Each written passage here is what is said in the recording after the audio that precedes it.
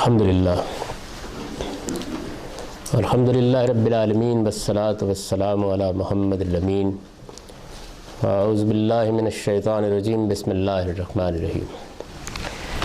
خواتین و حضرات، دین کا صحیح تصور میں ہم ایمان کے تقاضوں کا مطالعہ کر رہے تھے۔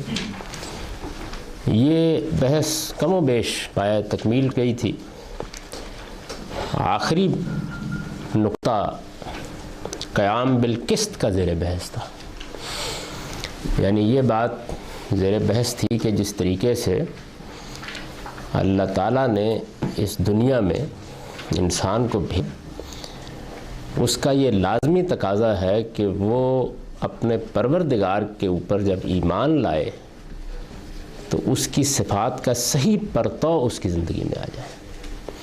اور اللہ تعالیٰ کی جو سب سے بڑی صفت قرآن میں بیان ہوئی ہے وہ اس کا قائم بالقسط ہونا ہے، یعنی وہ سراپا عدل ہے، اس سے انصاف کے علاوہ سرزد نہیں ہوتی، وہ حال میں عدل کرتا ہے۔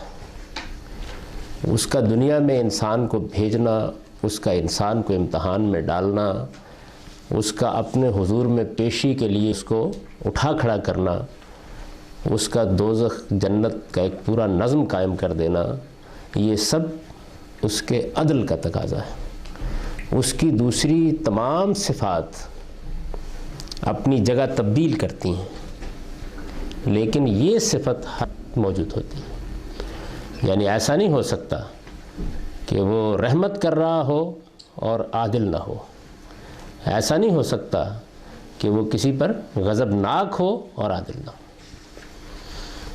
یعنی یہ تو ہوگا کہ ایک بندے پر وہ ایک وقت میں رحمت کرتا ہے، اس وقت ظاہر ہے کہ غضبناک نہیں ہوتا، ایک دوسرے وقت میں اپنے یہ سراپا غضب ہوتا ہے، اس کا لازمی نتیجہ یہ ہے کہ اس وقت اس پر رحمت نہیں ہو رہی ہوتی، لیکن یہ نہیں ہو سکتا کہ وہ کسی وقت عدل نہ کر رہا ہو۔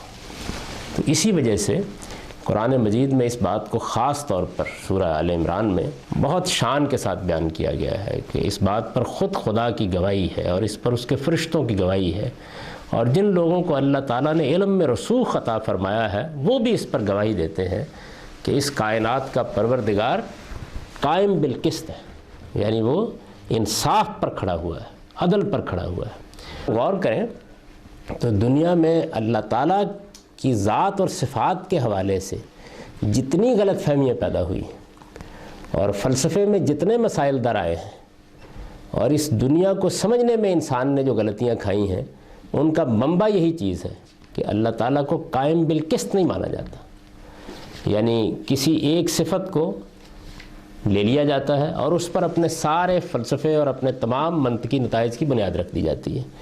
تو اللہ تعالیٰ کی ساری اچھی صفات ہیں، للہ الاسماء الحسنی، اس میں کوئی شک نہیں ہے، ساری اچھی صفات اللہ میں پائی جاتی ہیں، لیکن ان صفات کے لیے ملاک امر کی حیثیت جس چیز کو حاصل ہے، جو چیز مجھے اپنے پروردگار پر اعتماد عطا کرتی ہے، وہ یہی چیز ہے کہ وہ قائم بالقسط ہے۔ تو یہ قائم بالقسط اس کا ہونا، یہ میرے شعور کی چیز ہے، میرے فہم کی چیز ہے، میری فردیت ہے، میں اس سے مختلف کسی خداوند کا تصور نہیں کر سکتا۔ اور جب میں یہ نہیں کر سکتا تو میں جب اس کی تعلیمات کا مطالعہ کرتا ہوں تو مجھے معلوم ہوتا ہے کہ اس پر ایمان کا ایک لازمی تقاضا یہ ہے کہ میں بھی قائم بالقسط ہو کر رہا ہوں، یعنی یہ وہ وصف ہے کہ جو مجھ سے بھی کسی حال میں بھی منفک نہیں ہونا چاہیے۔ چنانچہ اسی کو ایمان کے تیسرے تقاضے کے طور پر بیان کیا گیا ہے، اور چونکہ یہ وہ چیز ہے کہ جو ظاہر ہے کہ مختلف مواقع پر ظہور پذیر ہوتی ہے، یعنی ایسا نہیں ہوتا کہ ہر وقت ہم سے یہ تقاضا کیا جا رہا ہوتا ہے کہ بولتے رہو کہ میں قائم بالقسط ہوں، مواقع آتے ہیں اس کے، تو اس مواقع کے لحاظ سے اس کا ظہور ہوتا ہے۔ میں نے اس پر جو پیراگراف لکھا ہے اس کو میں پھر پڑھ رہا ہوں۔ پھر اس عالم میں انسان کے جذبات، تعصبات، مفادات اور خواہشیں اگر دین و دنیا کے کسی معاملے میں اسے انصاف کی راہ سے ہٹا دینا چاہیں تو یہی ایمان تقاضا کرتا ہے، یعنی میرے پروردگار کے ساتھ تعلق یہ تقاضا کرتا ہے۔ میں جب اس کو مانتا ہوں تو اس ماننے کے بعد اس سے مختلف رویہ نہیں ہو سکتا میرا، تو یہی ایمان تقاضا کرتا ہے کہ بندہ مومن نہ صرف یہ کہ حق و انصاف پر قائم رہے،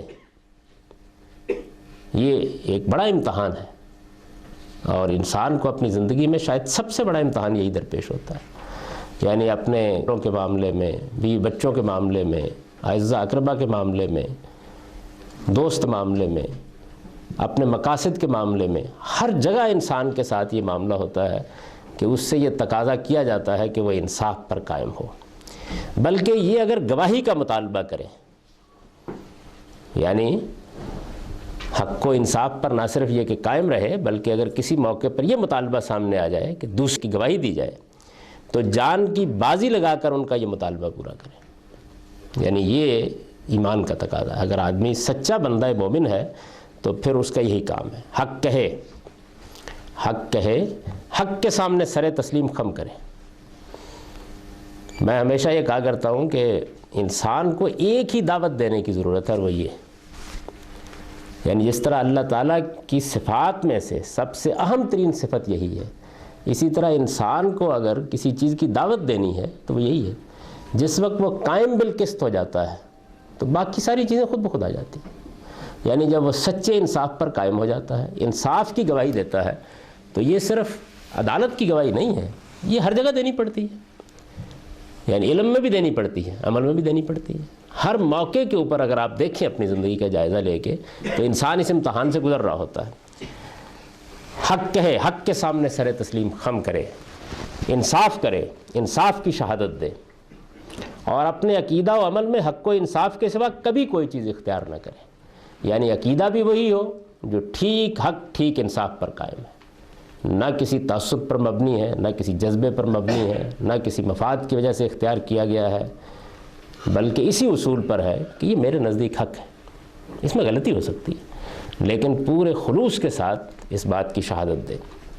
قیام بالقسط ہے، قرآن مجید کی اصطلاح میں یہ قیام بالقسط ہے، آدمی کا انصاف پر کھڑا ہو جانا، انصاف بن کے زندگی بسر کرنا، اور قرآن مجید میں اس کا حکم اس طرح بیان ہوا ہے۔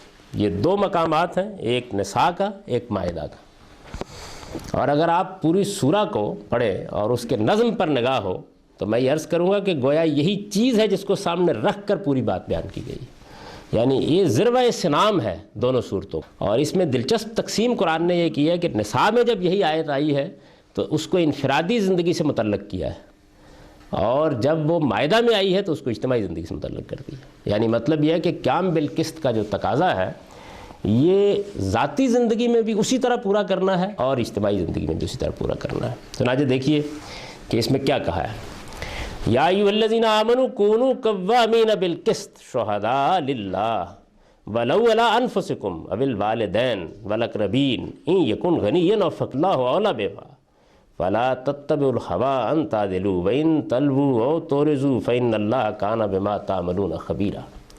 ایمان والو، انصاف پر قائم رہنے والے بنو، اللہ کے لیے اس کی شہادت دیتے ہوئے، یعنی اردو زبان کی کوئی تعبیر الفاظ کے اس زور کو ادا نہیں کر سکتی جو قرآن مجید نے عربی زبان میں اختیار کی ہے، یعنی کونوا قوامین بالقسط شہداء للہ، اللہ کے لیے اس کی شہادت دیتے ہوئے انصاف پر قائم رہنے والے بنو، اگرچہ اس کی زد خود تمہاری اپنی ذات، تمہارے والدین اور تمہارے اقربا ہی پر پڑے، کوئی امیر ہو یا غریب، اللہ ہی دونوں کے لیے حق ہے۔ مطلب یہ ہے کہ نہ تعلق اس معاملے میں انحراف کا باعث بن سکتا ہے، نہ کسی شخص کا مرتبہ اور اس کی حیثیت اس معاملے میں انحراف کا باعث بن سکتی ہے۔ اس لیے تم خواہش نفس کی پیروی نہ کرو کہ حق سے ہٹ جاؤ، اور اگر اسے بگاڑو گے یا اعراض کرو گے تو یاد رکھو کہ اللہ تمہارے ہر عمل سے باخبر ہے۔ یعنی یہ ایک بڑا امتحان ہے، اور قرآن نے اس کا تقاضا کیا ہے مسلمانوں سے کہ وہ اپنی ذات کے معاملے میں بھی، اپنے والدین کے معاملے میں بھی، اپنے اقربا کے معاملے میں بھی اگر کسی موقع کے اوپر حق کہنا پڑے، انصاف کی بات کرنی پڑے تو یہ پرواہ نہ کریں کون ہے، نام لے کے گنوا کر بتا دیا ہے کہ اس معاملے میں کوئی تفریق نہیں ہونی چاہیے۔ اچھا، اب یہ تو انفرادی معاملہ ہوا، اجتماعی زندگی میں دیکھیے، یا ایھا الذین آمنوا کونوا قوامین للہ شہداء بالقسط ولا یجرمنکم شنآن قوم علی الا تعدلوا اعدلوا ھو اقرب للتقوی واتقوا اللہ ان اللہ خبیر بما تعملون۔ یعنی وہی الفاظ دہرائے ہیں لیکن آگے بات کو اجتماعی زندگی سے متعلق کر دیا ہے۔ ایمان والو، انصاف پر قائم رہنے والے بنو، اللہ کے لیے اس کی شہادت دیتے ہوئے، اب آگے، اور کسی قوم کی دشمنی بھی تمہیں اس طرح نہ ابھارے کہ تم عدل سے پھر جاؤ۔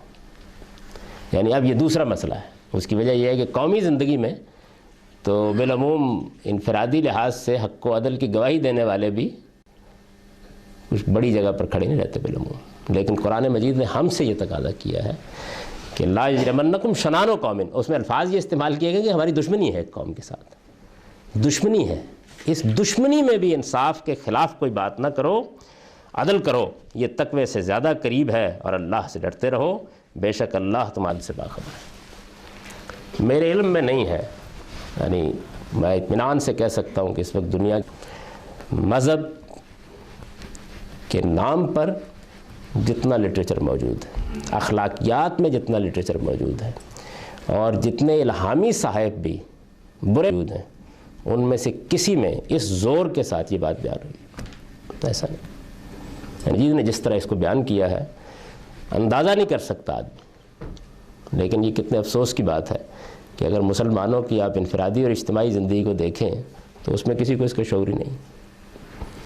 یعنی سوائے بددیانتی کے کوئی چیز باقی نہیں رہ گئی. اور قومی زندگی کے معاملے میں تو اس کو باعث فخر سمجھا جاتا ہے کہ ہم نے جھوٹ بول کر اپنی قوم کے معاملات کی حفاظت کر دی, ہم نے بے انصافی کی بات کہہ کے اپنے قوم کے معاملات کی حفاظت کی. اس کو حب الوطنی سمجھا جاتا ہے, یہ بدترین جرم ہے, اور قرآن مجید نے اس کو بیان کر دیا. یعنی کسی قوم کی دشمنی بھی تمہیں اس بات پر آمادہ نہ کرے کہ تم حق و انصاف سے ہٹی ہوئی کوئی بات کہو.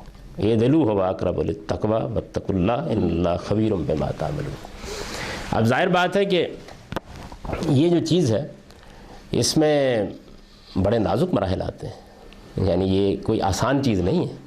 انفرادی زندگی میں بھی اگر ذمہ داری پوری کرنی ہو, اس تقاضے کو روبہ عمل کرنا ہو تو آسان نہیں ہوتا, اور اجتماعی زندگی میں بھی یہ کوئی آسان چیز. نبی صلی اللہ علیہ وسلم نے بھی اس معاملے میں لوگوں کو بہت تاکید کی, اس لیے کہ قرآن میں جس شان سے یہ ایمان کا تقاضا بیان ہوا ہے اس میں یہی ہو سکتا تھا. تو حضور کے بارے میں یہ معلوم ہوتا ہے کہ آپ اس پر اپنے صحابہ سے بیعت کرتے تھے. اس کے جو الفاظ ہیں وہ میں نے نقل کر دیے ہیں. یعنی جب آپ کی دعوت قبول کر کے کوئی شخص ایمان لاتا تو آپ ان سے اس بات کا عہد لیا کرتے تھے. وہ عہد یہ ہے, ایمان کا یہی تقاضا ہے جس کے پیش نظر رسول اللہ صلی اللہ علیہ وسلم لوگوں سے اس بات پر بیعت لیا کرتے تھے. نقول بالحق اینما کنا لا نخاف فی اللہ لومۃ لائم. ہم جہاں ہوں گے ہمیشہ حق کہیں گے. یہ نبی صلی اللہ علیہ وسلم بیعت لیا کر, عہد لیا کرتے, ہم جہاں ہوں گے ہمیشہ حق کہیں گے. اور اللہ کے معاملے میں یعنی حق و انصاف کے معاملے میں, اللہ کا معاملہ کیا ہے؟ حق اور انصاف کا معاملہ. وہ قائم بالقسط ہے اور یہی تقاضا کرتا ہے ہم سے. اور اللہ کے معاملے میں کسی ملامت کرنے والے کی ملامت کی کوئی پرواہ نہ کریں. یعنی یہ نبی صلی اللہ علیہ وسلم سے متعلق روایات ہیں کہ جب کبھی کوئی شخص مسلمان ہوتا تو شروع میں ایمان کے تقاضوں کا صحیح شعور پیدا کرنے کے لیے آپ ان الفاظ پر لوگوں سے عہد لیتے تھے. اور یہ الفاظ بھی بہت خوبصورت ہے. نقول بالحق اینما کنا, جہاں ہوں گے, جس حال میں ہوں گے, جس حال سے سابقہ درپیش آئے گا حق کہیں گے. یعنی یہ آپ عہد لیتے تھے, ہاتھ میں ہاتھ, یہ کہتے تھے کہ دیکھو میں خدا کا پیغمبر ہوں, میری دعوت کی اساس یہ ہے کہ ہم حق کہیں گے جہاں کہیں ہوں گے, اور اللہ کے معاملے میں کسی ملامت کرنے والے کی ملامت کی پرواہ نہیں. ظاہر ہے کہ حق و انصاف کے معاملے میں آدمی کو سب سے پہلے یعنی تعذیب کا شکار بھی ہونا پڑا ہے دنیا میں, لیکن ملامت کا شکار تو ہونا ہی پڑتا ہے. یعنی یہ تو بالکل ابتدا ہے نا. ماں کہے گی یہ تم نے کیا غضب ڈھا دیا, بیوی کہے گی کہ یہی حق کہنے کا موقع تھا, اعزہ اقربا کہیں گے کہ دیکھو یہ ہمارا بھائی تھا اور کھڑا کس مقام پر ہو گیا جا کے, ہمارے دشمنوں کے حق میں گواہی دے رہا ہے. یعنی یہ بڑے نازک مواقع ہیں جو زندگی میں پیش آتے ہیں, تو ان سب موقعوں کے اوپر ایسا ہی کرنا چاہیے. تو ایمان کے یہ تقاضے ہیں, اس پر ایمان کے تقاضوں کی بحث پائے تکمیل کو پہنچ جاتی ہے. اب ہم اس سے آگے بڑھتے ہیں. یہ اب گویا دین بیان ہو گیا. اس دین کا جو مقصد قرآن میں بیان ہوا ہے وہ قرآن کی اصطلاح میں تزکیہ ہے. یعنی یہ سب کس لیے, کیا چیز ہدف کی حیثیت حاصل ہے. یہ مقصد جاننا اس لیے بہت ضروری ہے کہ اگر مقصد کو جاننے میں غلطی ہو جائے تو پھر دین میں جو باقی ہدایات دی گئی ہیں یا جو احکام دیے گئے ہیں یا جو تقاضے کیے گئے ہیں ان کا رخ تبدیل ہو جاتا ہے. یعنی کیا چیز پیش نظر ہے. تو قرآن مجید نے اس کو نہایت طریقے سے بیان کر دیا ہے کہ اصل میں انسان اس دنیا کے اندر جہان میں ڈالا گیا ہے وہ یہ ہے کہ اس کو ایسا نفس دیا گیا ہے کہ فہا فجورہا و تقوا، یعنی جس میں دونوں میلانات ہیں، برائی کا میلان بھی ہے، اچھائی کا میلان بھی ہے، خیر و شر کا شعور لے کر انسان اس دنیا میں آیا ہے، اور اس شعور کے ساتھ وہ بہرحال ایک کشمکش میں ڈال دیا گیا ہے۔ اس کشمکش میں اس کی آزمائش یہ ہے کہ وہ پاکیزگی اختیار کرے، یعنی یہاں اس کو آلودگی اور پاکیزگی دونوں کے مابین ہر لحظے انتخاب کرنا ہوتا ہے، تو وہ اس میں سے پاکیزگی اختیار کرے اور پاکیزگی کو نشو و نما دے، پاکیزگی کو بڑھائے۔ یہ جو ساری چیز ہے یا یہ پورا تصور ہے پاکیزگی اختیار کرنا اور پاکیزگی کو نشو و نما دینا، اس کے لیے قرآن کی اصطلاح تزکیہ، یعنی عربی زبان میں یہ لفظ اپنے اندر دونوں پہلو رکھتا ہے۔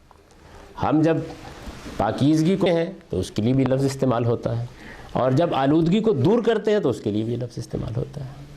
اور آپ دیکھیے نا کہ دونوں ہی چیزیں ہوتی ہیں۔ مثال کے طور پر میں آپ باہر سے آتے ہیں، معلوم ہوتا ہے کہیں کوئی گرد و غبار پڑ گیا، معلوم ہوتا ہے کوئی غلاظت لگ گئی، کپڑا خراب ہو گیا، تو اس کو ہم دھوتے ہیں، صاف کرتے ہیں۔ اس موقع پر منفی عمل ہو رہا ہوتا ہے، یعنی ایک کی لگ گئی ہے، ہم اس کو دور کر رہے ہیں۔ لیکن صبح اٹھ کے روزانہ نہاتا ہے، باہر نکلتا ہے، منہ دھوتا ہے، ہاتھ دھوتا ہے، اس موقع پر کوئی آلودگی نہیں لگی ہوتی، یعنی آدمی کو یہ نہیں کوئی نجاست لگی ہوئی ہے، کوئی آلودگی لگی ہوئی ہے، دھونا ہے، اسے صاف کرنا ہے۔ انسان کی فطرت میں یہ چیز رکھی گئی ہے کہ وہ صرف اس پہ اکتفا نہیں کرتا، یعنی اگر صوفی لوگ درمیان میں نہ آتے تو کبھی بھی نہ کرتا۔ یہ کارنامہ بھی انہوں نے کیا کہ انسان کو آلودگی کا خوگر بنا دیا، ورنہ انسان اپنی اصل فطرت پر غلاظت لگے گی تو دور کرے گا۔ یہ ایک منفی عمل ہے۔ مثبت عمل کیا ہے؟ یعنی وہ اپنی پاکیزگی کو، کوئی غلاظت نہیں لگی ہوئی، کوئی نجاست نہیں ہے، اس کو بڑھانا چاہتا ہے، اس پہ اکتفا نہیں کرتا۔ یعنی اب ہو سکتا ہے کہ کسی قسم کی کوئی آلودگی 10 دن لاحق نہ ہو، لیکن ایک آدمی کہتا ہے کہ جی میں تو روز نہاؤں گا، کوئی آلودگی نہ لگی ہوئی ہے بظاہر، آپ کہتے ہیں جی میں وضو کر کے نماز پڑھوں گا، تو یہ کیا چیز ہے؟ یہ اس پاکیزگی کو نشو و نما دینا ہے، اس کو بڑھانا ہے، اور انسان کے اندر یہ دونوں چیزیں موجود ہیں۔ چنانچہ یہی تزکیہ، اس دین کا جو مقصد قرآن میں بیان ہوا ہے وہ قرآن کی اصطلاح میں تزکیہ ہے۔ یہ جو بحث ہے یہ اگر آپ دوسرے نقطہ نظر کے تناظر میں دیکھیں گے تو یہ واضح ہو جائے گا کہ اس سے کیا فرق واقع ہوتا ہے۔ یعنی مثال کے طور پر ہمارے ہاں ایک نقطہ نظر جس کا پچھلی صدی میں غیر معمولی غلبہ رہا ہے عالم اسلام پر، وہ یہ تھا کہ دین کا مقصد اصل میں دنیا میں ایک بہت غیر معمولی نوعیت کا نظام قائم کرنا، عدل و انصاف پر مبنی حکومت قائم کرنا ہے۔ ایک نقطہ نظر یہ رہا جس کو دین، اسلامی حکومت، اسلامی انقلاب اور اس طرح کی اصطلاحات میں بیان کیا گیا۔ قرآن مجید کو آپ دیکھیں گے تو آپ یہ معلوم کریں گے وہ خالی ہے اس چیز سے، یعنی اس کے ہاں جس چیز کو ہدف کی حیثیت حاصل ہے، مقصود کی حیثیت حاصل ہے، وہ تزکیہ ہے۔ یعنی مجھے اپنی انفرادی زندگی میں بھی، اور چونکہ میں ایک اجتماعی وجود بھی رکھتا ہوں تو اجتماعی زندگی میں بھی پاکیزگی اختیار کرنی ہے اور پاکیزگی کو نشو و نما دینی ہے۔ یہ وہ چیز ہے جس پر اللہ تعالیٰ نے قرآن مجید میں یہ بتایا ہے آخرت میں میرے فلاح و خسران کا انحصار ہے۔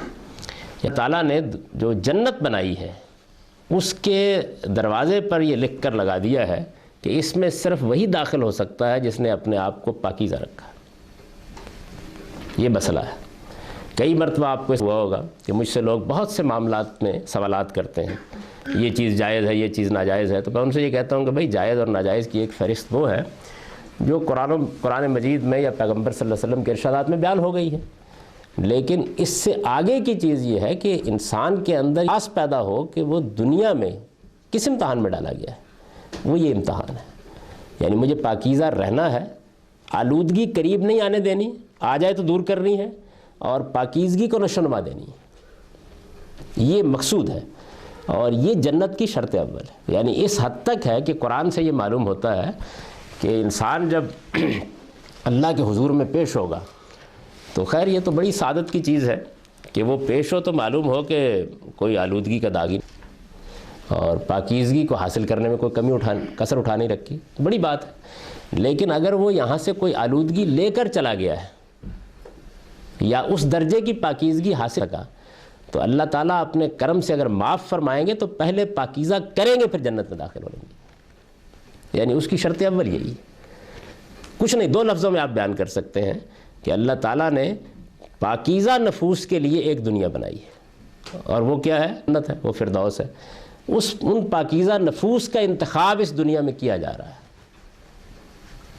اس کے لیے اعلیٰ ترین معیار بھی بتا دیے گئے ہیں، اور جہاں کہیں آپ 33% نمبر لے کے پاس ہو سکتے ہیں وہ بھی بتا دیا گیا ہے۔ لیکن اصل چیز جس کو ہدف ہونا چاہیے وہ یہ ہے کہ آخری درجے کی پاکیزگی آدمی نے حاصل کرنے کی جدوجہد کی ہے، پاکیزگی۔ تو یہ پاکیزگی جو ہے یعنی دونوں پہلوؤں سے یہ تزکیہ ہے۔ اس کے معنی یہ ہے کہ انسان کی انفرادی اور اجتماعی زندگی کو آلائشوں سے پڑھ کے اس کے فکر و عمل کو صحیح سمت میں نشو و نما دی جائے۔ یعنی انسان انفرادی وجود بھی رکھتا ہے اور اجتماعی وجود بھی رکھتا ہے۔ اجتماعی وجود کا کیا مطلب ہے؟ مطلب یہ ہے کہ میں ایسا تو نہیں کہ تنہا زندگی بسر کرتا ہوں، میں ہی کرتا ہوں، اس سے ایک میاں بیوی کا رشتہ وجود میں آتا ہے، اس کے نتیجے میں اولاد ہوتی ہے، اس کے رشتے وجود میں آ جاتے ہیں، خاندان وجود میں آ جاتا ہے، مجھے معاش کی جدوجہد کرنی ہوتی ہے، وہاں بہت سے لوگوں کے ساتھ مجھے ملنا ہوتا ہے، اس سے تعلقات کی ایک دنیا ہوتی ہے، پھر اس کے بعد ایک نظم اجتماعی قائم ہو جاتا ہے۔ اس نظم اجتماعی کو بھی میری فطرت کے اندر ودیت کر دیا گیا ہے کہ اس وقت پوری دنیا میں کوئی جگہ ایسی موجود نہیں ہے کہ جہاں اس کو قبول کرنے کے لیے لوگ تیار نہ ہوں، بلکہ وہ ان کی فطرت کا ایک تقاضا ہے جس کے تحت وہ فوراً ایک ریاست، ایک معاشرہ ہے۔ تو اس وجہ سے یہ انسان کی پوری شخصیت یہی ہے، اس کو بیان کر دیا ہے کہ انسان کی انفرادی اور اجتماعی زندگی کو آلائشوں سے پاک کر کے، یہ منفی عمل ہوا، یعنی اگر کوئی آلودگی ہے تو وہ قریب نہ آنے پائے، آ گئی ہے تو دور کر دی جائے، اس کے فکر و عمل کو سمت میں نشو و نما دی جائے۔ قرآن مجید میں یہ بات جگہ جگہ بیان ہوئی ہے کہ انسان کا نصب العین بہشت بری اور راضیت مرضیہ کی بادشاہی ہے۔ یعنی مقصد تزکیہ ہے، نصب العین کیا ہے، وہ کیا ٹارگٹ ہے جس تک پہنچنا ہے، وہ تو اصل میں وہی ہے نا کہ ہم کو اللہ کی بہشت حاصل ہو جائے۔ یہ زندگی امتحان کے لیے مل گئی، بے مانگے مل گئی، اس میں جو صلاحیتیں اللہ نے چاہا وہ دے دی، جو دائرہ عمل اختیار کرنے کا تقاضا کیا وہ پیدا کر دیا، بہت سے فیصلے خود کیے، لیکن پھر اس کے بعد اب آگے کا معاملہ ہمارے اوپر چھوڑ دیا۔ یعنی یہ بتا دیا کہ اب صلاحیتوں کے فرق کی کوئی حیثیت نہیں ہے، بڑے کا کوئی مسئلہ نہیں ہے، اصل مسئلہ کون زیادہ پاکیزہ ہو کر وہاں پہنچ جاتا ہے۔ یعنی وہاں مسئلہ یہ ہے، ہو سکتا ہے کہ ایک ریڑھی لگانے والا بالکل مخور آدمی بہت آگے ہو اور کوئی بڑا صاحب علم بہت پیچھے ہو، اس لیے کہ اصل امتحان جو ہے وہ یہ ہے۔ یہ قرآن مجید کا میسج ہے۔ قرآن مجید میں یہ بات جگہ جگہ بیان ہوئی ہے کہ انسان کا نصب العین بہشت بری اور راضیہ کی بادشاہی ہے، اور فوز و فلاح، راضیت مرضیہ، یہ قرآن کی وہ خاص تعبیر ہے جو اس نے آخری درجے میں اس مرتبے کو حاصل کرنے والے لوگوں کے لیے اختیار کی ہے۔ قرآن مجید کی ایک سورہ میں یہ بیان ہوا ہے کہ وہ مقام بھی آتا ہے بندے کے اوپر جب وہ اس جدوجہد میں کامیاب ہو جاتا ہے کہ جب موت کا وقت آ جاتا ہے تو اللہ تعالیٰ کہتے ہیں کہ میرے بندے تو آ گیا، اب تم میری جنت میں داخل ہو جا، یعنی اس کے بارے میں جنت کا فیصلہ سنا دیا جاتا ہے اس کو، اور اس موقع پر کہا کہ راضیت مرضیہ، یعنی تو مجھ سے راضی میں تجھ سے راضی۔ تو یہ آخری بادشاہی ہے جو کسی انسان کو موت کے وقت حاصل ہو سکتی ہے۔ انسان کا نصب العین بہشت بری اور راضیت مرضیہ کی بادشاہی ہے، اور فوز و فلاح کے اس مقام تک پہنچنے کی ضمانت انہی لوگوں کے لیے ہے جو اس دنیا میں اپنا کر لیں۔ یعنی اس کے لیے جو کچھ کرنا ہے، دنیا میں کیا کرنا ہے؟ تزکیہ، اور نتیجہ کیا ہے؟ بہشت بری۔ یہ ہے ساری بات قرآن مجید کی۔ یہ باقی نظام، انقلاب، جدوجہد، سیاست، ہنگامہ، احتجاج، یہ قرآن کے لیے اجنبی چیزیں، وہ تو اصل میں اس جگہ پر کھڑا ہے کہ ایک خدا کی بہشت ہے، اس کے لیے خدا تم کو آواز دے رہا ہے۔ یہ دنیا اس بہشت کو حاصل کرنے کے لیے جو لوگ جدوجہد کرنا چاہتے ہیں ان کے لیے امتحان گاہ ہے۔ اس لیے گئی ہے کہ اللہ تعالیٰ اپنی جنت کے لیے پاکیزہ نفوس کا انتخاب کر رہا ہے، اس انتخاب کے لیے یہ دنیا بنے، اس لیے اس میں اب ہر شخص کو یہ کوشش کرنی ہے کہ وہ وہاں کامیاب ہو جائے۔ اسی وجہ سے اس کو بڑا فوز، بڑی فلاح قرآن مجید بیان کرتا ہے، ذالک الفوز العظیم، بڑی کامیابی، یعنی آپ تصور نہیں کر سکتے کتنی بڑی کامیابی ہے۔ تو اس کامیابی کے مقام تک پہنچنے کے لیے یہاں دنیا میں اپنے آپ کو پاکیزہ بنانا ہے۔ چنانچہ بیان کیا ہے قد افلح من تزکیٰ وذکر اسم ربہ فصلی بل تؤثرون الحیاۃ الدنیا والآخرۃ خیر وابقیٰ۔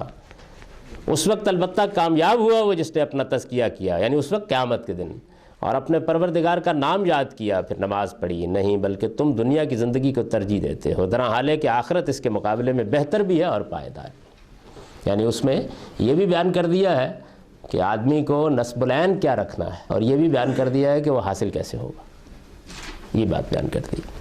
لہٰذا دین میں غایت اور مقصود کی حیثیت تزکیے ہی کو حاصل ہے۔ اللہ کے نبی اسی مقصد کے لیے مبعوث ہوئے، یعنی اللہ کے نبی دنیا میں کوئی نظام قائم کرنے کے لیے، کوئی حکومت قائم کرنے کے لیے نہیں آئے، یہ ان کا کام ہی نہیں ہے۔ وہ کس لیے آئے؟ اس لیے آئے کہ لوگوں کو بتائیں کہ پاکیزگی کیسے حاصل کرنی ہے، جہاں آلودگی تھی اس کا شعور دیں، انفرادی زندگی میں آلودگی ہے اس کا شعور دیں، اجتماعی زندگی میں آلودگی ہے اس کا شعور دیں۔ انسان کے اندر ویسے تو بالاجمال یہ شعور خدا کا ودیت کردہ ہے، اگر کہیں اس معاملے میں ابہام ہو گیا ہے تو انسان کیا جائے، اس کو بیدار کیا جائے، اس کو متنبع کیا جائے، اس کے اوپر اگر آری ہو گئی ہے تو اسے یاد دہانی کرائی جائے۔ انبیاء علیہم السلام اس مقصد کے لیے آتے ہیں۔ دین میں غایت اور مقصود کی حیثیت تزکیے کو حاصل ہے، یعنی یہ تزکیہ ہی ہے کہ جو اصل میں ساری جد و جہد جیسے ہی شعور کی عمر کو پہنچے اور دین اختیار کریں، یعنی ایمان قبول کرے آدمی کے بعد اس جد و جہد کا اصل ہدف یہ ہے کوئی آلودگی تو نہیں میرے اوپر آ رہی، میں اپنی پاکیزگی کو نشو و نما دینے کا کوئی موقع تو نہیں کھو رہا۔ یہ مسئلہ ہے، اس کو مسئلہ بننا چاہیے، کس کس دائرے میں بننا چاہیے، کہاں کہاں بننا چاہیے، یہ بات دین بتاتا ہے۔ لیکن اصل مقصود یہ ہے، اللہ کے نبی اسی مقصد کے لیے مبعوث ہوئے، اور سارا دین اسی مقصود کو پانے اور اسی غایت تک پہنچنے میں انسان کی رہنمائی کے لیے نازل ہوا ہے۔ یعنی دین نازل کس لیے کیا گیا؟ اس لیے نازل کیا گیا کہ جو شعور انسان کو دیا گیا ہے یا اس کی فطرت میں جو چیز بدیت کی گئی ہے، میں نے آپ پہ بھی عرض کیا نا کہ اگر ظاہری چیزوں میں دیکھیں تو سارے انسان اس کو حاصل کرنے کی کوشش کرتے ہیں، یعنی ان کو پسند نہیں کرتا کہ اس کے جسم پر لگی ہوئی ہو، یہ تو ظاہری چیز ہے نا، اور کوشش کرتا ہے سارا آرٹ، ساری جمالیات، سارا حسن کہاں سے ہے؟ اصل میں تو یہی چیز ہے، اس کو نشو و نما دی جائے اور اس کو بہتر کیا جائے۔ تو یہ جو چیز ہے یہ انسان کے اندر موجود ہے۔ اب انبیاء علیہم السلام کیا ہوتا ہے، کہیں تو یہ چیز مشتبہ ہو جاتی ہے کہ آلودگی کیا ہے، کہیں یہ مشتبہ ہو جاتی ہے، یعنی انسان کا مسئلہ ہے نا، یہ مشتبہ ہو جاتی ہے کہ زیادہ پاکیزگی حاصل کرنے یا پاکیزگی کو نشو و نما دینے کا کیا طریقہ ہو سکتا ہے۔ تو انبیاء علیہم السلام انسان کو یاد دہانی اور یہ بتاتے بھی ہیں۔ اصل امتحان یہ ہے، اسی میں تم کو ڈالا گیا ہے، اسی کو تمہارا نصب العین ہونا چاہیے، اسی ہدف کو حاصل کرنے کے لیے جدوجہد کرو، لیکن اگر کوئی غلطی لگ رہی ہے تو ہم تمہاری اصلاح کیے دیں، یعنی بتا دیتے ہیں۔ تو ارشاد فرمایا ہے، یہ نبی صلی اللہ علیہ وسلم کے بعثت کا اعلان ہے اور آپ کا گویا تقرر ڈرامہ ہے، تو اس میں بھی یہ بات بیان کر دی گئی ہے کہ دین کیا ہے اور اس کا مقصود کیا ہے۔ هو الذی بعث فی الامیین رسولا منہم یتلو علیہم آیاتہ ویزکیہم ویعلمہم الکتاب والحکمہ، وہی ذات ہے جس نے ان امیوں میں ایک رسول انہی میں سے اٹھایا ہے جو ان پر اس کی آیتیں تلاوت کرتا ہے اور ان کا تزکیہ کرتا ہے، یعنی اصل مقصود یہ ہے، اور اس کے لیے انہیں شریعت اور حکمت کی تعلیم دیتا ہے۔ یہ آیت چونکہ کئی مرتبہ زیر بحث آ چکی ہے، اس پہ ہم بہت تفصیل سے گفتگو کر چکے ہیں، اس وجہ سے یہاں اس پر کچھ زیادہ گفتگو کرنے کی ضرورت نہیں ہے۔ تو اس بنیادی بات کو جان لینے کے بعد اب میں کچھ تفصیل کروں گا اس کی کہ دین تزکیہ کیسے کرتا ہے، یعنی کیونکہ اس کو جو دو بڑی تعبیرات ہیں، ایک میں تو یہ ضمنی چیز بن گئی، یعنی یہ تعبیر جو دین کی ہے کہ اصل میں تو دین ایک برتر نظام زندگی ہے اور دنیا میں اس نظام کو برپا کرنے کے لیے ہم بھیجے گئے ہیں اور ہمیں اس کی جدوجہد کرنی ہے۔ اس میں تو یہ اصل مسئلہ ہی ختم ہو گیا، اور اگر کہیں رہ گیا تو زیادہ سے زیادہ وہاں رہ گیا کہ اب چونکہ ایک بہت اعلیٰ درجے کی حکومت چلانی ہے، اس کے اچھے کارکن تیار کرنے ہیں تو ان کو اخلاقی لحاظ سے بہتر ہونا چاہیے، یعنی یہاں یہ چیز بالکل دوسرے درجے میں چلی گئی، بلکہ بےمانی ہو کر رہ گئی۔ تصوف کے معاملے میں یہ ہے کہ انہوں نے یہی، لیکن اس کا مدعا مقصود ساری تقریر بدل رہا ہے۔ یعنی انہوں نے مقصود تو یہی بیان کیا، یہی کہا کہ اصل میں پیش نظر ہے، لیکن اس کے بعد جو قیامت ڈھائی ہے اس کو تبدیل کر دیا. تو اس وجہ سے یہاں تھوڑی ڈیل کی ضرورت ہے. جی ارشاد. یہ وقت کتنا رہتا ہے باقی؟ جی یہ سوال ہے کہ جو ایمان کے تقاضے پیچھے آپ نے بیان فرمائے، اس میں جو قیام بالقسط ہے، یہ یعنی جو پہلے تقاضے ہیں تواسی بالصبر تواسی بالحق، ان کے نیچے لے کر آئے، جبکہ ایسا محسوس ہوتا ہے کہ یہ تو پوری زندگی کا احاطہ کیے رکھتا ہے یہ. اور انسان کو جو بھی حالات درپیش ہوں اس کی اصل آزمائش بھی قیام بالقسط ہی ہے، اخلاقیات بھی ساری قیام بالقسط ہی سے ٹوٹ رہی ہیں. پھر ان کو یعنی حالات کے لحاظ سے کیوں ان تقاضوں میں کیوں لایا جائے کہ جو حالات کے لحاظ سے انسان پیدا ہوتے ہیں؟ یہ تو کنٹینیوس تقاضا ہے انسان سے. نہیں، اس میں تو کوئی شک نہیں کہ یہ تقاضا ہر وقت ہوتا ہے، لیکن ایسا نہیں کہ پیش ہر وقت آ جاتی ہے اس کی ضرورت. یعنی ہو سکتا ہے کہ آپ پہ اوپر 10 دن ایسے گزر جائیں کہ جس میں اس طرح کی کسی گواہی کی نوبت نہ آئے، 20 دن ایسے گزر جائیں، جبکہ عمل صالح تو ہر وقت کرتا ہے نا آدمی. نہیں، جیسے آپ نے فرمایا کہ یہ گواہی اصل میں اگر تم گواہی کے معنوں میں لیں پیورلی تو پھر تو ٹھیک ہے، وہ ساری زندگی میں ایک دفعہ پیش آئے. لیکن جو آپ نے تفصیل دی کہ حق ماننا، حق کے آگے سر تسلیم کم کرنا، حق کو اس میں یہ ہوتا ہے نا کہ مثال کے طور پر آدمی حق کے معاملے میں ایک واضح جگہ پر کھڑا ہو جاتا ہے. یعنی اس میں آپ ہم جیسے لوگوں کو قیاس نہ کریں کہ جو اس معاملے میں تحقیق یا علمی کام کر رہے ہوتے ہیں. ایک عام آدمی جو ہے، عام آدمی کے ہاں اگرچہ یہ آزمائش اس کی ہر وقت قائم رہتی ہے، لیکن ہر وقت عملاً نہیں ہو رہی ہوتی. یعنی بارہ ایسا ہوتا ہے کہ آدمی کو کوئی تردد پیش نہیں آیا، کوئی اس کو مسئلہ نہیں درپیش ہوا. تو اس وجہ سے میں نے اس کو، یہ نہیں ہے کہ اس کو میں نے اہمیت کم کی ہے، یعنی صرف یہ فرق کر دیا ہے کہ عمل صالح اور تواصی بالحق کا معاملہ ایسا ہے کہ جو منفک نہیں ہوتا، اور یہ 3 چیزیں ایسی ہیں کہ جو ضرورت پڑے گی تو آ جائیں گی، اور ضرورت کسی چیز کی ہر وقت بھی پڑ سکتی ہے. لیکن ہر وقت سے مراد مطلب یہ ہے کہ غیر ممکن ہے کہ 10 دن ہر وقت پڑے اور پھر ایسے بھی پڑے. جی خیر و شر کا جو انتخاب ہے یہ تو کم بیش ہر وقت انسان کر رہا ہوتا ہے اپنی زندگی میں. نہیں، کر لیتا ہے، دل میں کر لیتا ہے، بعض اوقات اس کے بارے میں ابدا ہو جاتا ہے. عام آدمی کی زندگی کو اگر آپ سامنے رکھیں تو وہ خیر و شر کا انتخاب تو کر چکا ہوتا ہے. یعنی اس کی جو ضمیر خیر و قیام بالقسط کا مسئلہ تو اس وقت پیدا ہوگا نا کہ جب کوئی چیلنج درپیش ہوگا. یعنی کوئی چیلنج درپیش ہوگا کہ ایک آدمی نے ایک حق کو اختیار کر رکھا ہوا ہے، اب کوئی مسئلہ پیدا ہو گیا ہے. یہ جو آپ فرما رہے تھے چیلنج درپیش ہوگا، اس کی بات سمجھ نہیں آ رہی کہ یہ ضرور چیلنج ہی سے کیوں ریلیٹ ہو. اس کے بغیر اصل میں شہادت کی ضرورت نہیں پڑتی نا. یعنی اصل میں جو چیز تقاضا کیا گیا وہ یہ ہے کہ تم قیام بالقسط اختیار کرو اللہ کے لیے اس کی گواہی دیتے ہوئے. تو آدمی کو یا تو وہ گواہی دینی پڑتی ہے اپنی ذات میں یا باہر دینی پڑتی ہے، دونوں ہی چیزیں ہوتی ہیں نا. لیکن اس گواہی سے مراد وہ عدالتی نوعیت کی گواہی تو لازم نہیں ہے کہ وہ نہیں، ایک شعوری چیز ہوتی ہے. یہ شعوری چیز، ہاں ایک شعوری چیز ہوتی ہے نا. میں شعور کے ساتھ یہ محسوس کرتا ہوں کہ مجھے اب حق کا ساتھ دینا چاہیے. آپ 24 گھنٹے کی اگر زندگی کا جائزہ لے کر دیکھیں تو آپ یہ دیکھیں کہ ایسا نہیں ہے کہ یہ معاملہ ہر وقت پیش آتا رہتا ہے. یعنی بعض اوقات یہ ہوتا ہے کہ تواصی بالحق جو ہے وہ اصل میں ایک مثبت تقاضا ہے جس میں آپ کو ایک عمل کرنا ہوتا ہے. یعنی وہاں یہ صورتحال یہ نہیں ہے کہ آپ کو کوئی منفی جگہ پر کھڑا ہونا ہے، آپ کو ایک مثبت جگہ پر کھڑا ہونا ہے. یعنی آپ کو تلاش کرنا ہے یہ کہ مجھے حق کی نصیحت کرنی ہے دوسروں کو. وہاں آپ کی ذمہ داری ہے یہ کہ آپ ہر موقع کے اوپر یہ دیکھیں کہ کیا کسی شخص کو مجھے بتانا ہے حق. یہ تقاضا ہے. قیام بالقسط کا مسئلہ تو اس وقت پیدا ہوگا کہ کوئی ذات میں آپ کی مسئلہ ایسا پیدا ہو گیا، والدین آڑے آ گئے ہیں اور ایک بات کرنے کا موقع آ گیا، یا کسی چیز کو ماننے کا موقع آ گیا، یا ترک کا موقع آ گیا. یہ تقاضا اس طرح نہیں ہے کہ جیسے ہمیں مثبت طور پر یہ کرنا ہے. مطلب یوں نہیں ہے کہ آدمی کو بیٹھ کے سوچنا کہ اچھا مجھے آج 2 بجے قیام بالقسط کرنا ہے، یہ نہیں ہے. یعنی یہ پیش آئے گا. مثال کے طور پر میں ایک چیز کو صحیح مانتا ہوں، حق مانتا ہوں، اب عین ممکن ہے کہ اس کو کوئی چیلنج درپیش نہ ہو. تو کیا مطلب، یعنی میں پھر کیا قیام بالقسط کروں گا؟ بس ٹھیک ہے، میں اس پر حق جس کو سمجھتا ہوں، کوئی چیلنج پیش آ جائے گا نا، نہیں میرے سامنے حق و باطل کی کوئی کشمکش آئے گی، اب مجھے کھڑا ہونا ہے.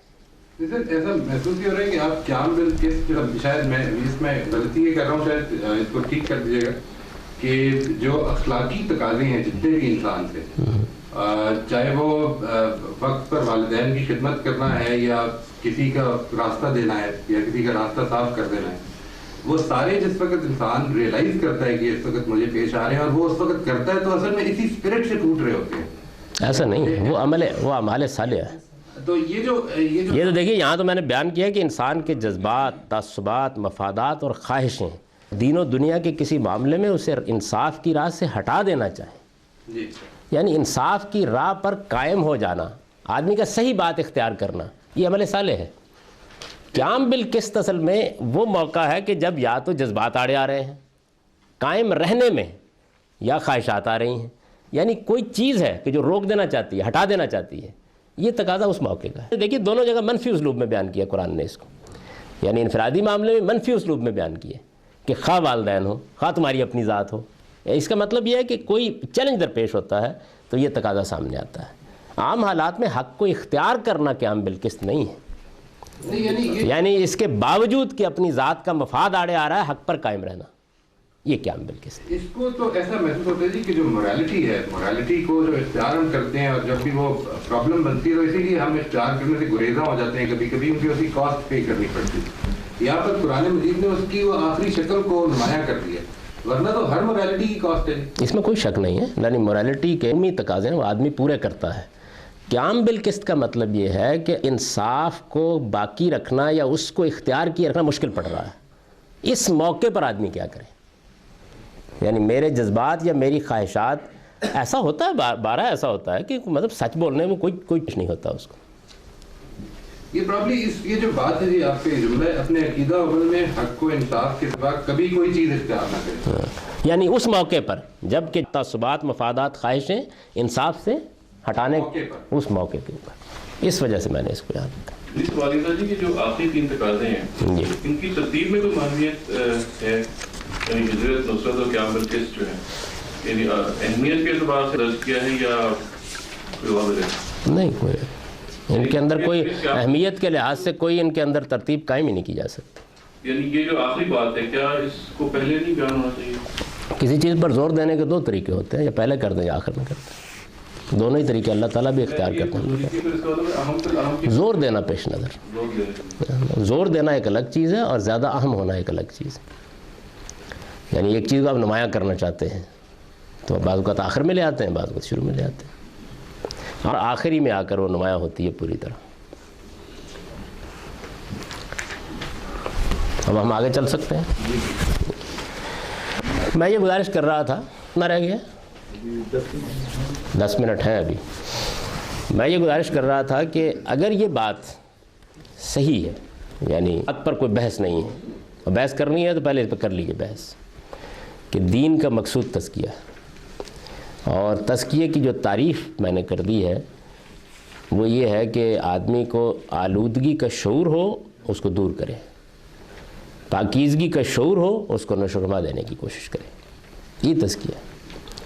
تو یہ جو چیز ہے یہ پھر دین کیسے کرتا ہے، یہ میں زیر بحث لا رہا ہوں. پورا دین یہ کام کیسے کرتا ہے، ہماری انفرادی اور اجتماعی زندگی میں وہ کیا چیز ہے کہ جو دین بتاتا ہے جس سے یہ چیز حاصل ہوتی ہے. اس کو دین کو گویا اپنے مقصد سے ریلیٹ کرنا، ایک چیز مقصود ہے نا، آپ کے پاس دین کے احکام کی ایک فہرست پڑی ہوئی ہے، اب ہم اس کا ربط قائم کرتے ہیں کہ یہ جو کچھ بھی کہا گیا ہے یہ کہا تو اس لیے گیا حاصل ہو، تو کیسے. یہ میرے نزدیک اس لیے بھی بڑی ضروری بحث ہے، جیسا کہ میں نے ابھی عرض کیا کہ یہ بہت بگاڑ دیا گیا ہے، اور اس لیے بھی بہت ضروری بحث ہے کہ یہی اصل میں بنیاد بن جاتی ہے یہ جاننے کی کیا دین ہے اور کیا نہیں. یعنی اسی سے وہ شعور حاصل ہوتا ہے آدمی کو کہ وہ دین میں پھر دین کے علاوہ کوئی چیز یا دین کے سوا کوئی چیز داخل نہیں ہونے دیتا. پھر اسے وہ معیار حاصل ہو جاتا ہے، کرائٹیرین اس کے پاس آ جاتا ہے جس پر وہ سمجھتا ہے کہ بھئی یہ چیز دین نہیں ہو سکتی. یعنی یہ چیز اس سے حاصل ہو جاتی ہے. اگر یہ چیز واضح ہے تو آئیے اب اس کو دیکھتے ہیں. سب سے پہلے تو یہ سمجھ لیجئے کہ جس کا تزکیہ کرنا ہے وہ کون ہے، یعنی جس کا تزکیہ کرنا ہے یا جس کو پاکیزہ بنانا ہے، جس کی آلودگی دور کرنی، وہ انسان ہے. یہ تو واضح ہے نا. یعنی تزکیہ جو ہمیں کہا تو یہ کہا گیا ہے کہ اپنے نفس کا تزکیہ کرو، اپنے آپ کا تزکیہ کرو. یہ نہیں کہا گیا کہ جا کے چاند سے غلاظت سمیٹ کے لے آؤ، یعنی جو بات کہی گئی ہے وہ یہ ہے۔ موجودہ دنیا کا بڑا المیہ یہ بھی ہے کہ اس میں خارج نے اتنی زیادہ اہمیت اختیار کر لی ہے اور اس سے دینی تعبیرات بھی متاثر ہوئی ہیں کہ انسان کا داخلی وجود اور نفس انسانی کے تقاضے یہ موضوع بحث نہیں رہے۔ دین میں اصل اہمیت اسی چیز کی، وہ بال نے کہا نا کہ ڈھونڈنے والا ستاروں کی گزر اپنے افکار کی دنیا میں سفر کر نہ سکا، یعنی ستاروں کی گزرگاہیں تو آدمی تلاش کر رہا ہے لیکن وہ خود کیا ہے، اس کے فکر و عمل کے کیا تقاضے ہیں، یہ موضوع نہیں رہا زیادہ تر۔ تو میں دیکھتا ہوں کہ فلسفے میں جو سب سے اہم ڈسپلن تھا اور جس نے ایک زمانے میں بہت ترقی بھی کی وہ نفسیات کا علم تھا، اس کا حال بھی یہ ہو گیا کہ وہ مریضوں کا علاج کرنے کے لیے رہ گیا، یعنی نفس انسانی کیا ہے یہ ایک بڑا اہم مسئلہ ہے، اور اگر یہ بات واضح نہ ہو تو پھر تزکیہ کیا ہوگا اور دین کا فہم کیا پیدا ہوگا۔ اگر کبھی کچھ تھوڑی سی اس کی جھلک آپ مذہبی لٹریچر میں دیکھنا چاہیں تو آپ حجت اللہ البالغہ میں شاہ صاحب کی بعض بحثیں دیکھیے، جس میں وہ نفس انسانی کا تجزیہ کر کے یہ بتاتے ہیں کہ اس کے اندر کیا عوامل ہیں جن کو دور کرنا چاہتا ہے، کیا چیزیں جن کو درست کرنا چاہتا ہے، کن چیزوں کو صحیح سمت پہ لانا چاہتا ہے۔ یہ ضروری نہیں ہے کہ ان کی ہر بات سے اتفاق کیا جائے، لیکن بہر انہوں نے اس کو موضوع بنایا، یا پھر غزالی نے احیاء کو موضوع بنایا ہے، لیکن وہ چونکہ صوفی ہیں سے وہ اس حد پر قائم نہیں رہے جو قرآن مجید کے پیش نظر ہے۔ تو نفس انسانی کا معاملہ یہ ہے کہ ایک تو وہ شخصیت ہے جو میں بھی جانتا ہوں کہ میرے اندر ہے، آپ بھی جانتے ہیں کہ آپ کے اندر ہے۔ اس نفس انسانی کو ایسے نہیں کیا گیا کہ آپ یہ بتا سکتے ہیں کہ اچھا دیکھیے یہاں سے اگر سینہ چیرا جائے تو وہاں پر نفس انسانی پڑا ہوا ہے، نہیں، ایک قالب ہے جس کے روئے میں وہ سرایت کر گیا۔ یہ تو ہو سکتا ہے کہ ہمارے اس قالب میں یا ہمارے وجود میں اس کا کوئی مرکز ہو، یہ تو ایسی نہیں ہے کہ الگ پڑا ہوا ہے اور وہ الگ پڑا ہوا ہے، یعنی یہ معلوم ہوتا ہے تو ہم جانتے ہیں کہ وہ الگ ہے، ہم نہیں جانتے کہ وہ الگ ہے، یعنی صورتحال ہمیں یہ معلوم ہوتا ہے، احساس ہے کہ ہے کوئی میرے اس وجود کے اندر، یعنی میں جب دیکھتا ہوں میرے ہاتھ نہیں ہے وہ، میرے پاؤں نہیں ہے وہ، دل بھی نکال کے ہم نے باہر رکھ کے دیکھ لیا وہ بھی نہیں ہے وہ، لیکن میرے پورے قالب میں اگرچہ میرا قالب معلوم ہوتا ہے کہ وہ نہیں ہے، پورے قالب کے ساتھ گویا ایک آمیختن و بادہ صافی گلاب راہ کی کیفیت پیدا ہو گئی ہوئی، جیسے وہ غالب نے کہا ہے نا، تو وہ کیفیت بن گئی ہوئی ہے، یعنی اس کو الگ الگ نہیں کیا جا سکتا۔ میری شخصیت کے اندر میرا نفس اور پھر اس کو دیا گیا قالب، ہم اس طرح مخلوط ہو گئے ہیں، ان کا اختلاط اتنا غیر معمولی ہے کہ اس کو الگ الگ کر کے نہیں دیکھا جا سکتا۔ اچھا پھر یہ قالب کے اوپر جو چیز آتی ہے وہ اس کو متاثر کرتی ہے، اس پر جو چیز آتی ہے قالب کو متاثر کرتی ہے، یعنی دونوں پر اس کے اثرات ہوتے ہیں باہمی طور پر۔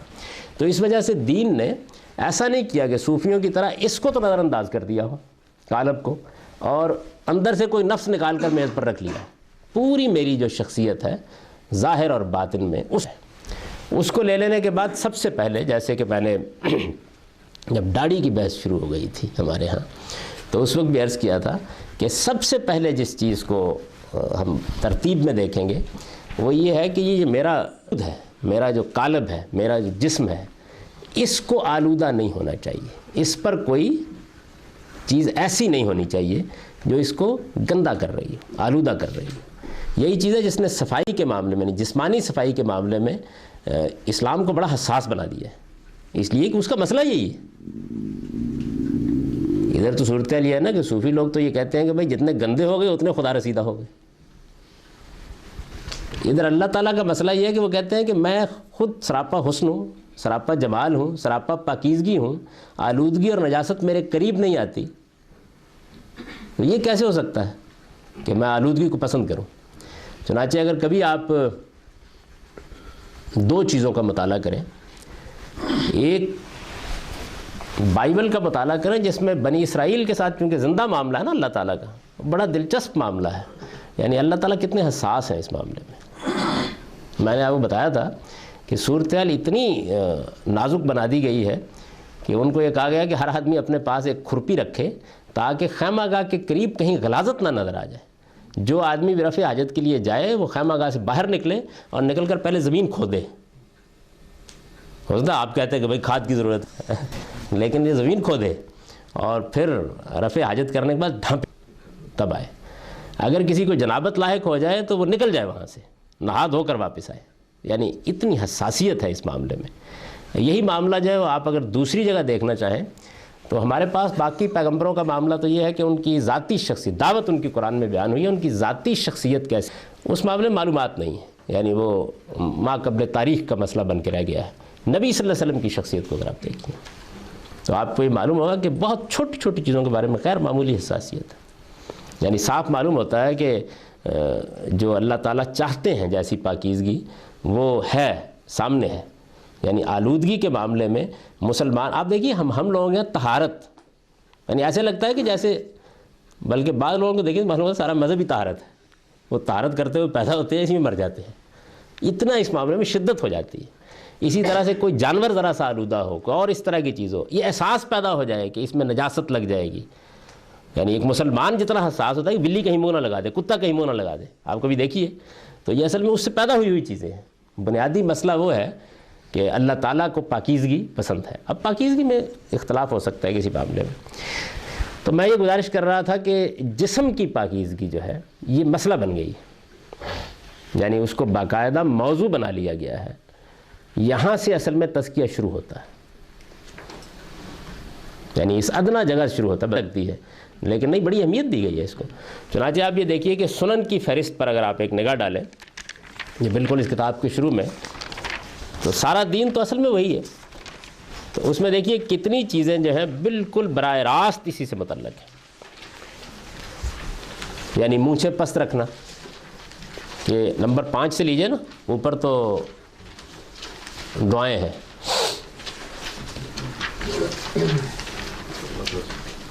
کوئی وجہ نہیں سوائے اس کی. یعنی مقصود کیا ہے؟ مقصود یہ ہے کہ آلودگی پیدا کرتی ہیں, اس لیے شوارب کو کاٹنا حکم فرمایا گیا.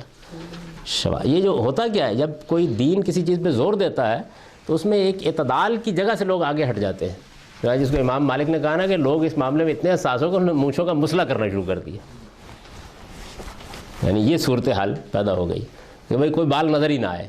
لیکن جو چیز اصل میں مقصود ہے وہ وہی ہے کہ شوارب نہیں ہونی چاہیے, یعنی مونچھوں کا وہ حصہ جو منہ میں گرتا ہے, کہ کوئی لگی ہوئی نہ رہ جائے.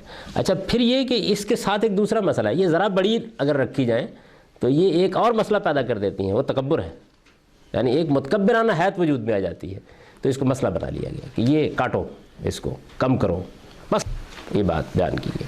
ناف کے بال مونڈنا, بغل کے بال. اب یہ دیکھیے نا کہ کہاں کہاں اس کو سنن میں جا کے شامل کی, یہ مسئلہ بنا دیا ہے. محض اتنی چیز نہیں رہ گئی باقی, بلکہ ایسے لگتا ہے کہ جیسے انبیاء کے سنن میں, یعنی جو لوگ ظاہر پرست ہوتے ہیں, جس دائرے میں ہم ابھی داخل ہوں گے, جو انسان کے اندرونی وجود کا دائرہ ہے, اس کا صحیح شعور ان کو نہیں ہوتا, ان کے لیے سارا دین یہی بن گیا ہے. وجہ کیا ہے؟ وجہ یہ کہ اہمیت اتنی دی گئی اس معاملے میں. اچھا, لڑکوں کا ختنہ کرنا, یہی وجہ ہے, یعنی اور کوئی سبب نہیں ہے. آلودگی نہ قریب آئے, پاکیزگی. بڑے ہوئے ناخن کاٹنا, دین کو دلچسپی کیوں ہے اس سے؟ اسی وجہ دلچسپی. اصل مقصود کے لحاظ سے دیکھیے تو بات یہاں سے شروع کی ہے. ناک, منہ اور دانتوں کی صفائی. نبی صلی اللہ علیہ وسلم کو آپ دیکھیے نا کہ یعنی مزمزہ, استنشاق, اتنے موٹے موٹے لفظ ہمارے یہاں دینی لٹریچر کا مسئلہ بن گئے. کبھی آپ پڑھیں, یعنی ہمارے ہاں جو دین پر کتابیں ہیں وہ اصل میں فقہ کی کتابیں ہیں بنیادی طور پر, جو دین انہوں نے مرتب کیا ہے. تو وہاں کیا ہوتا ہے, وہ کتاب و طہارت ہی ختم نہیں ہوتی. جب آدمی اسے پڑھنا یا پڑھانا شروع کرتا ہے تو یہیں سے سارا مسئلہ پیدا ہو جاتا ہے. ناک میں پانی ڈالنا ہے کہ کہیں وہاں آلودگی نہ ہو جائے, دانتوں کو صاف کرنا ہے, گلے کو صاف کرنا ہے. یہ اس میں بعض اوقات مزے کا خیز مبالغے پیدا ہو جاتے ہیں, لیکن وہ بتاتے ہیں کہ دین کا مزاج کیا ہے. یعنی اصل میں مسئلہ کہاں سے شروع ہوا ہے اور کیوں اتنا سنجیدہ ہو گیا ہے. تو ناک, منہ اور دانتوں کی استنجا, اس نے کہا پانی سے صفائی کرنا. یعنی اگرچہ یہ ڈھیلوں سے اور اس طرح بھی دیہاتی زندگی میں ہو جاتی رہی ہے, لیکن اس کو بھی آپ کو یاد ہوگا کہ وہ حدیثوں میں یہ بات آتی ہے کہ نبی صلی اللہ علیہ وسلم نے جب اس معاملے میں لوگوں کو تعلیم دینی شروع کی تو یہودیوں نے مذاق اڑایا. انہوں نے کہا یہ عجیب نبی ہے, استنجا کرنا سکھا رہے ہیں. تو صحابہ نے کہا کہ ہاں استنجا کرنا سکھا رہے ہیں, اس میں کوئی شک نہیں, یہ ہمارے یہاں مسئلہ ہے. یعنی پاکیزگی, صفائی جو ہے جسمانی, یہ مسئلہ ہے. تو آپ جناب کس وقت واپس آنا ہے 6:45 دوسری نشست کے لیے؟ 6:45 6:45 پر